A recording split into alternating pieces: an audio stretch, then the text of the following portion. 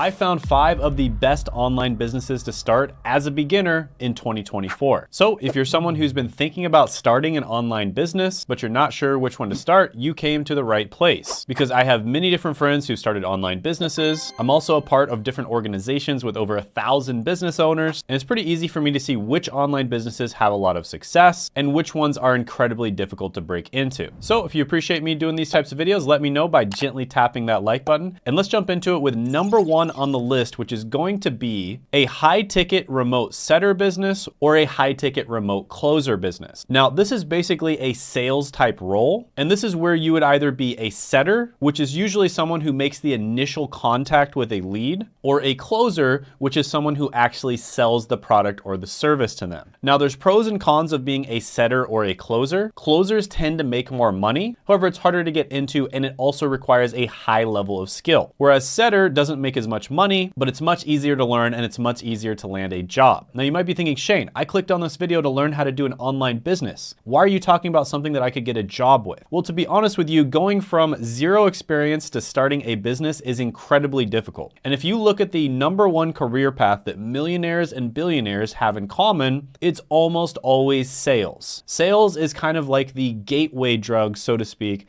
between being an employee and being a business owner. And there are actually a lot of positions out there where you'd be what's known as a growth partner. And in that case, you would be an entrepreneur, you would own your own business, but you'd still be doing a sales role. Now, honestly, there's so many different industries that you can get sales roles in. Some of my favorite ones are gonna be the info product industry. And this is basically where you sell either high ticket coaching or masterminds to people. I myself have purchased tons of these types of products before when I wanna learn a skill, but I wanna save a lot of time and effort. I'll basically just go to someone who I 100% know does have that skill. And they also have a coaching program with a course and feedback. So that way I know I can learn the skill like 10 times faster. Another really good one is going to be the solar industry. Another good one is the insurance industry. And then one of my favorites is the software industry, and this would be what's known as tech sales. Now, very generally speaking, appointment setters usually make somewhere between 5 to 10K per month, and then high ticket closers are going to be making more like 10 to 15K per month. And the reason you're able to make so much money is because you get paid mostly based on commission. So for appointment setters, for instance, if you make the initial contact with a good lead and they end up buying the product,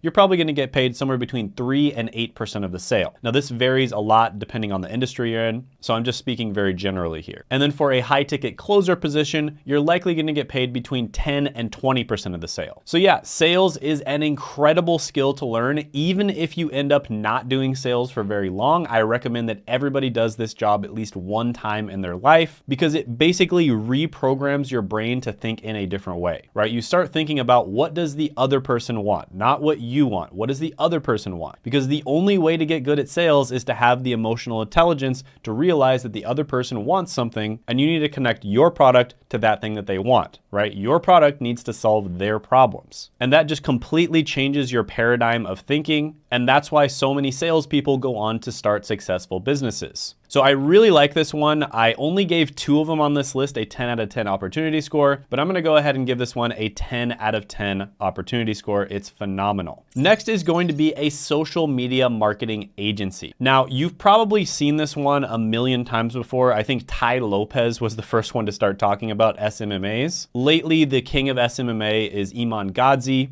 And I'm gonna be honest with you, this one is hard to break into. And even if you're able to break into it and you have a successful SMMA making like 10K per month, for instance, it is incredibly stressful. Now, I did this one myself before. I actually bought Tai Lopez's course back in the day, funny enough. And it was okay. You know, I'm not a hater, right? It was an all right course. I learned the basics, but it definitely wasn't enough for me to get success in SMMA. I had to learn a lot more beyond the course. And I did eventually get some success. And what I found is I absolutely hated it. I hated having to answer the phone when I'm out with my friends or on a date or something like that, and the client needs me to change something on their website or change something about the funnel, right? You're basically at your client's beck and call, and if you don't serve them, they will just simply fire you. However, I do have to say that starting an SMMA business is going to teach you the fundamentals of business, right? So many business owners that I know, their first ever business that they tried was an agency agency style business, similar to an SMMA. And the reason for that is because it's much easier to sell somebody a product or a service that's known as done for you, right? So when you're selling products or services,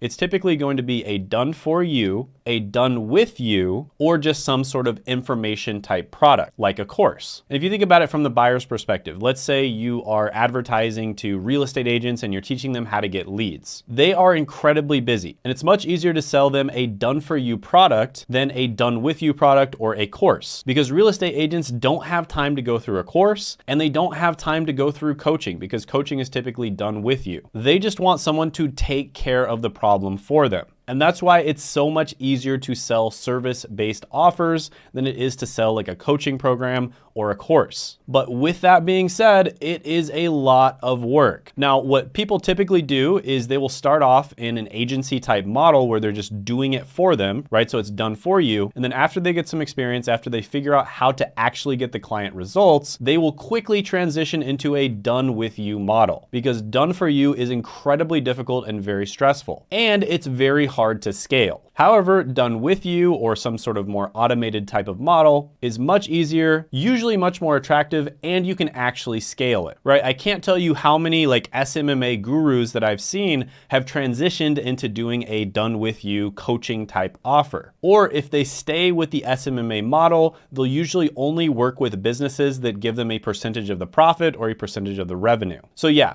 SMMA, it is a good opportunity. You're probably not going to get results just buying a course, but a course can be a good investment in some cases just to learn the basics faster. So I'm going to go ahead and give this one a 9 out of 10 opportunity score. By the way, if you want to get paid to learn how to do digital marketing, which is probably what you'd be doing if you do SMMA, you can also just get a job as a digital marketer. And this is kind of just a shortcut in learning how to do SMMA. And my friend Seth has taught literally thousands of people how to get jobs as digital marketers, and I've interviewed a bunch of them on this channel. For instance, Kenneth actually dropped out of college because he didn't like the career path that he was going down, and he was able to quickly secure a digital marketing job, and within a short period of time, he was making $90,000 a year, and he was getting paid to learn in-demand skills. So Seth actually offers a free masterclass which explains exactly what digital marketing is and whether or not it's a good fit for you, and you can check that out by clicking down in the description as well as the pinned comment below.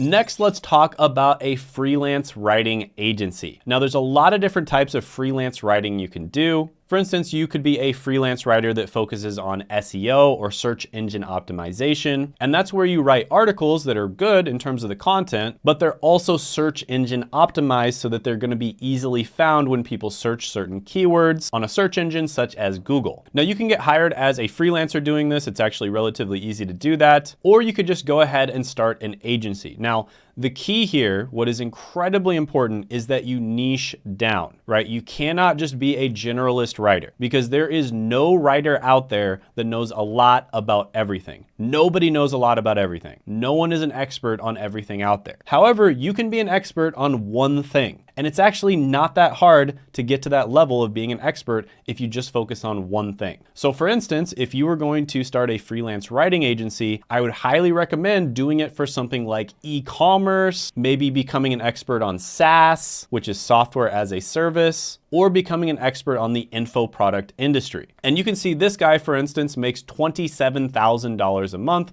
with his writing agency. Now, is that typical? No, most people fail in business. I failed probably about 6 or 7 times before I finally found something that worked for me. That is the risk you are taking as an entrepreneur. The word itself, entrepreneur, means somebody who takes risk, right? If it wasn't risky, then it wouldn't be business. However, entrepreneurship is smart risk, because the benefits of being able to start a business outweigh the risk. And chances are you are going to fail your first few times starting a business, but if you keep going, you're going to find the right business model for you that matches your personality, and you will eventually succeed. I just want to set realistic expectations here, because most people on the internet set unrealistic expectations because they are marketing to you. Getting a job is much easier than starting a business. However, if you're able to start a successful business, it's quite a bit better than a job for a lot of people out there because it's going to give you time, location, and financial independence. So yeah, freelance writing agency, really good one. I know a lot of people out there that are crushing it with this. A lot of them are working in SEO. You could also just go ahead and start your own blog as well. I'm gonna give this one an 8.5 out of 10 opportunity score. Next on the list is going to be my personal favorite, and that is starting a YouTube channel. Now, you might have noticed recently that a bunch of people who are already successful have been starting YouTube channels. Anything from Hollywood stars to athletes to billionaires like the guys who started the All In podcast. And there's a reason for that. When the smartest, most successful people in the world that are probably already crazy busy are taking time out of their day to start YouTube channels, that should get your attention. And it's because YouTube is an incredibly massive opportunity. Now, some YouTubers actually have income reports that they put on their channel, and they're very transparent about sharing that information. And you should honestly appreciate that. For instance, I'm transparent about how much I make on this channel. I don't say exactly how much I make, but it's over 6 figures a month. And I know people out there that are crushing it 10 or 20 times more than I am. And you'd be surprised because some of the highest earning YouTubers actually aren't that big. If you pick the right niche, you can make millions of dollars a year with a channel with less than 10,000 subscribers. For instance, Charlie Morgan only has about 20 to 30,000 subscribers, and he makes over $1 million a month, and most of his revenue comes from YouTube. But yeah, starting a YouTube channel, in my opinion, is the absolute best opportunity of 2024. It has never been easier to make money on YouTube. And you see people that are really big on Instagram or TikTok and all these other social media platforms,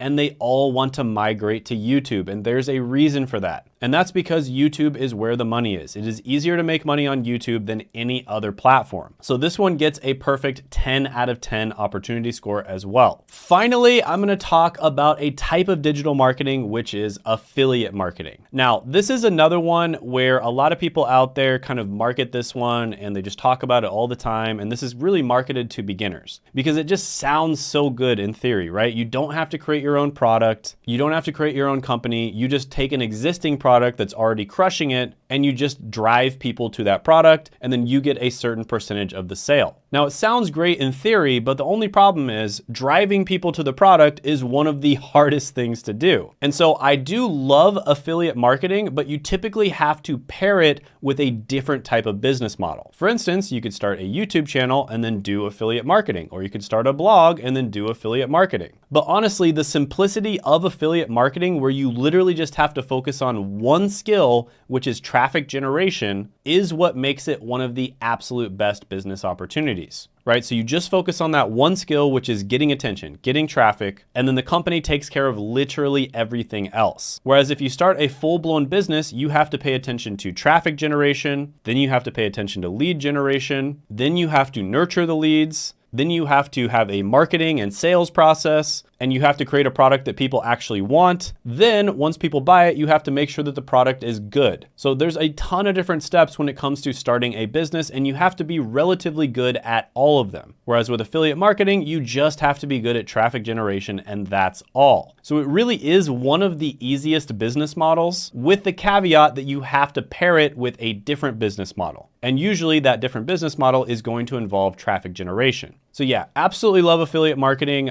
It's one of the main ways that I make money as well. It's something I also cover with my YouTube coaching, because the difference between a really good affiliate partner and a bad affiliate partner can be like night and day, right? You get a bad affiliate partner, you're not gonna make any money. You get a good affiliate partner, you're gonna make like $30,000, $50,000 a month. So yeah, affiliate marketing is great, but you do have to pair it with another business model that involves traffic generation. I'm gonna give this one a 9 out of 10 opportunity score. So yeah, these are literally my 5 biggest recommendations for beginners on the types of businesses that they should start. If I could go back in time and start these businesses, I would honestly start a YouTube business with the knowledge that I have now, but just taking a complete beginner where I'm not really sure what their personality is and what they're gonna be good at, and I'd wanna start them in different business models, these would be the 5 that I would look at. Now, there's other business models out there that are amazing. For instance, starting a software business like a SaaS is incredible, but it's not very beginner friendly. There's just way too many skill sets that you have to be successful starting a SaaS. These are the 5 that would give you the best chance, the best opportunity to be successful as a beginner. And even with that being said, you are very likely going to fail your first few tries. And the reason you're going to fail isn't necessarily because you aren't good, but in many cases, it's just going to be because the business model doesn't fit your personality. For instance, I tried Amazon FBA and shipping physical products online. And honestly, at the time I tried it, I probably could have been successful with it, but it just didn't fit my personality. I absolutely hated